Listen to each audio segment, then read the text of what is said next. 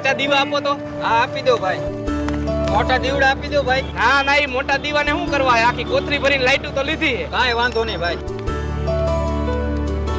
ભાઈ 50 આવડા દીવા આપી દો ને. 50 દીવા આખી શેરીમાં ઘરે ઘરે દેવાના લાગે. અરે ના ભાઈ, આ બધા દીવા હું મારા ઘર હાટું લઈ જાઉં છું અને હું વિદેશી લાઈટ ઓછી લઉં છું અને દીવા વધારે લઉં છું. અરે વાહ ભાઈ, આજકાલ આ સમયમાં અમારા જેવા દીવા બનાવવા વાળાનું કોણ વિચારે? જે દેશવાસી એની માટીને પ્રેમ કરતો હોય છે એને હવે બધાનું વિચારવું પડશે, કેમ કે આપણે માટીને સોનું સમજવા વાળા માણસો છીએ. તો પછી આપણે આ દીવા બનાવવા વાળાનું રોજગારનું ધ્યાન દેવું જોઈએ કે પછી વિદેશી લાઈટો બનાવવા વાળી કંપનીનું? હાલ્યો ભાઈ તમારા 50 દીવા. આ કેટલા દેવાના ભાઈ? 50 દીવાના 100 રૂપિયા દેવાના ભાઈ.